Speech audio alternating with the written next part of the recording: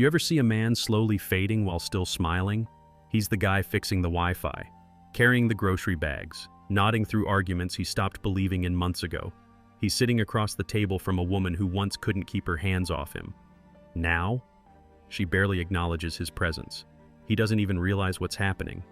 He thinks he's being strong. He thinks he's being supportive. He thinks this is what love is supposed to look like, quiet sacrifice. But what's really happening is something darker. He's disappearing. One silent apology at a time. One "it's okay" at a time. One forced smile at a time. And the most brutal part of it all? He volunteered for it. No one told him the cost of being everything she said she wanted. No one told him that playing the role of nice guy might actually erase him. Let me ask you something most men never dare say out loud. Why is it that women rarely seem to want the very thing they ask for? They say they want sensitivity but fall for the guy who treats them like a time slot. They say they crave partnership, yet fantasize about dominance. They say, "I want a nice guy," then ghost him the moment he listens too closely. Schopenhauer called this a biological paradox. I call it a slow, silent crucifixion, because men are being nailed to expectations that were never rooted in reality. But this isn't about blame. She's not being manipulative. She's not evil. She's just torn. What she says she wants? That comes from her upbringing, her culture, her mind. But what she responds to? That's primal. That's instinct. That's biology. And biology doesn't care about how many good morning texts you send. It doesn't care that you were there when her cat died. It doesn't care that you gave up your dream so she could chase hers. She was built by nature to feel gravity, not comfort. She's not looking for your love. She's looking for your pull. She wants to feel like she's falling, helplessly, magnetically, into a presence she can't control but can't live without. So what happens when you become predictable, soft, always available, always explaining, always agreeable? She doesn't hate you, she dries up. Schopenhauer didn't romanticize this. He didn't write love poems. He wrote autopsies. He said, "With women, love remains a matter of the will of nature, not personal feeling." And that hits hard, because it means your devotion doesn't make you more lovable. It makes you invisible. When she stops laughing at your jokes, when her eyes no longer sparkle when you walk in, when her body is there, but her spark is gone. It's not always because of what you did wrong. It's often because of what you gave too much of. You stopped being the mountain. You became the mud. You see, the man she admired wasn't the man who tried to keep her. It was the man who didn't need her. The man with purpose. The man who had his own fire. She respected the man who could walk away, not the man who begged to stay. Schopenhauer wrote, "A man can be himself only so long as he is alone." And he meant it. Most men today aren't even living their own lives. They're renting their emotional stability to women who say, "I love you," but no longer respect them. She tells you, "You've changed." But the truth? You softened. And nature does not reward softness without strength. Here's the part no one tells you, but every man has to learn the hard way.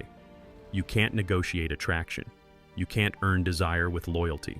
You can't explain your way back into the fire. You were taught to take her words literally, like they were a manual, a map. She says, "I want a man who communicates." You think, "Okay, I'll open up more." She says, "I want vulnerability." You give her all your emotions, your fears, your past wounds. You think, "Now I'm showing her the real me." But that's not what she meant. When she says she wants communication, she means presence, authority, energy that commands clarity. When she says she wants vulnerability, she means strength that isn't afraid to feel, but never loses its edge. She's not lying. She's just not speaking your language. She speaks instinct, emotion, energy. And you were taught to speak logic, contracts, bullet points. That's the mismatch. That's the chaos. And if you don't understand it, if you don't adjust, you'll spend your life playing a role she never asked for and resents you for. Schopenhauer saw all of this before our generation even had a name for it. He didn't sugarcoat the dynamic between man and woman. He said women act more as the instruments of the species. That's not meant to insult her. That's not about cruelty. It's about clarity.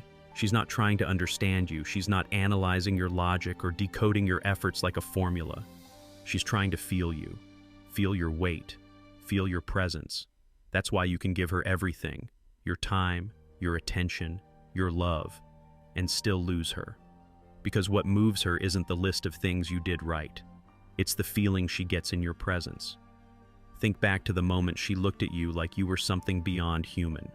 Not a paycheck, not a nice guy, a force, a flame, a mountain. That moment when she looked at you like her world just found gravity. That look was real. That look doesn't lie. But now it's gone. And the worst part? You became even more loving, more available, more gentle. And yet the light in her eyes still dimmed. She didn't fall for the man who rearranged his life to make her comfortable. She fell for the man who was already lit up before she ever arrived. The man who had sharpness, boundaries, direction. The man who didn't orbit her life, but stood firm in his own. And here's the punch. You didn't even notice when you shifted. You stopped leading. You started pleasing. You traded edge for access. And in doing so, you lost the very energy that drew her in to begin with. You thought love was about safety, about being soft enough, sweet enough, selfless enough. But love, real, lasting, breath-stealing love, isn't built on comfort. It's built on polarity. She wants to feel your strength, not your muscles, your direction. She doesn't want to be your therapist. She wants to be magnetized by your self-control, your clarity, your grounded presence. And when that presence goes dim, she doesn't scream. She doesn't throw a tantrum. She just gets quiet. She stops reaching out, stops laughing, stops needing. And you, thinking you can fix it, start doing even more. You buy the gifts. You book the trips. You write the long emotional texts. You try to spark what's already gone, but it doesn't work. Because attraction isn't logical. It's primal. And once it dies, it rarely speaks again. You thought the relationship needed more romance. What it needed was your resurrection. You don't get her back by proving your love. You get your power back by remembering who you were before you forgot yourself. It begins the moment you say this: I would rather be alone than invisible. That's the rebirth. And when that rebirth happens, when you stop chasing validation and start honoring your mission, something inside her shifts. She feels the energy again. Not because you chased her, but because you stood tall in your own presence. You became whole, again. Suddenly, she wants back in. She starts noticing you, craving your presence, asking questions. But this time, you're not bending to win her back. You're not offering your soul in a box hoping she keeps it safe. You're choosing yourself. And from that position, you don't need her to approve. You invite her to align. See, the greatest lie sold to men is this: if you love her hard enough, she'll love you back just as deeply. If you prove your loyalty, your softness, your availability, she'll wrap you in warmth forever. But Schopenhauer knew better. And you know better now too. Because some of you have already lived it. You gave her your heart, and she handed it back like it didn't fit. You sacrificed. You bled. You waited. You hoped. Only to find out the glass you were pouring into was already cracked. And the more you poured, the more it leaked. Not because you were too much, but because she couldn't feel the very thing she needed to admire. She felt too safe, and safe without strength becomes boring. You think she wanted to leave? She didn't. Her biology did. That pull, the one you call toxic, that's not about manipulation. That's the gravitational force of presence. And presence isn't given. It's earned. It's the difference between effort and energy. Effort is transactional. Energy is spiritual. Effort can look impressive on paper, but energy is what hits her nervous system before you say a word.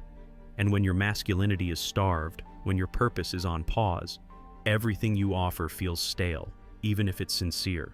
That's why the good guy loses. That's why the one who chases gets ghosted. That's why the one who walks away gets chased. It's not a riddle, it's a law. You were just never taught it. Schopenhauer figured this out long before any dating guru, long before Instagram quotes or YouTube algorithms tried to turn masculinity into a checklist.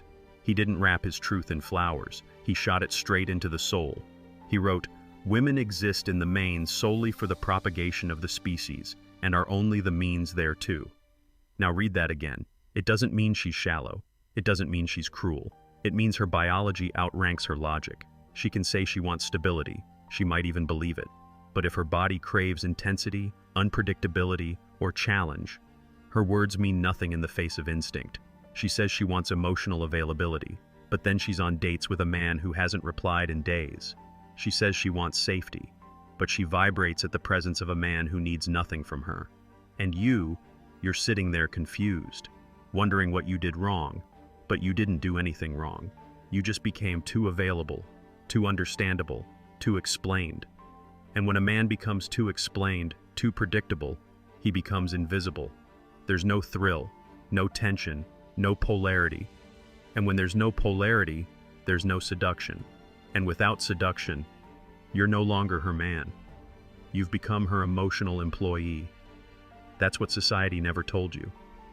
They told you, be nice, be open, be soft.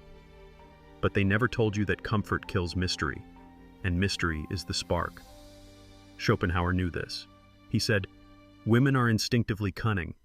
They know that to control a man, they must not always say what they mean, nor mean what they say. Not because they're evil, but because their nature doesn't operate in contracts. It operates in feelings, reactions, instincts. And if you can't read those instincts, if you can't feel her energy shift, you'll miss every signal. You'll hear, 'I'm fine,' and think it means peace, when it's actually a test. You'll think she's moody when she's actually looking for your edge. And if you've never faced your own storm, how can you ever hold space for hers? You think manhood is about being agreeable." But Schopenhauer would laugh. Manhood is about endurance, stillness, direction. It's knowing who you are so deeply that not even her chaos shakes you. Because when she's swirling in her own storm, she doesn't want a mirror. She wants an anchor. And when she says one thing but feels another, you don't panic. You don't start a monologue. You don't send paragraph texts trying to decode her soul. You stand in your energy. You let her orbit around your stillness. That's not arrogance. That's gravity. Now let's get brutally honest. You were never supposed to make her happy. You were supposed to make her feel. And deep, powerful feeling doesn't come from endless comfort. It comes from contrast.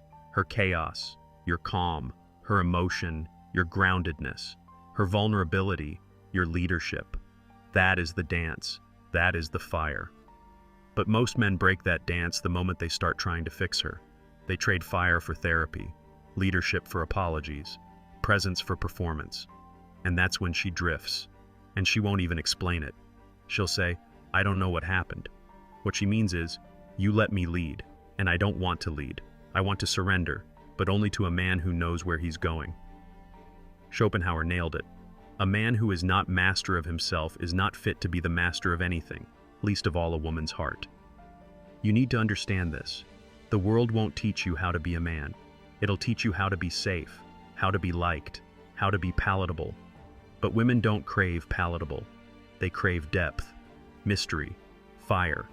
Not because they're crazy, but because they're evolutionarily designed to test your frame, not to destroy you, to see if you can hold it. And if you crumble under that pressure, you were never the man. You were just the boy playing dress-up, and she will feel it. You can't fake it. You can't podcast your way into it. You can't read enough books to trick her into believing it. You either become the man, or she walks, because she doesn't want to be the prize. She wants to feel chosen by a man who's already crowned himself. So if you've been dismissed, ghosted, cheated on, overlooked, it's not the end. It's your initiation. Heartbreak isn't the death of you. It's your rebirth. You don't rise by blaming her. You rise by understanding her nature and mastering your own. Let Schopenhauer be your witness. Let pain be your training ground. Let solitude be your sharpening stone, not your sentence. Because in the silence, you remember, you weren't born to beg. You were born to build. And she will either rise to meet you or fall away trying to test you. Either way, you win. If this message hit you deep, like, share, and subscribe. Support the movement through the link in the description. We're waking up a generation of men who forgot who they were. Your throne was never lost.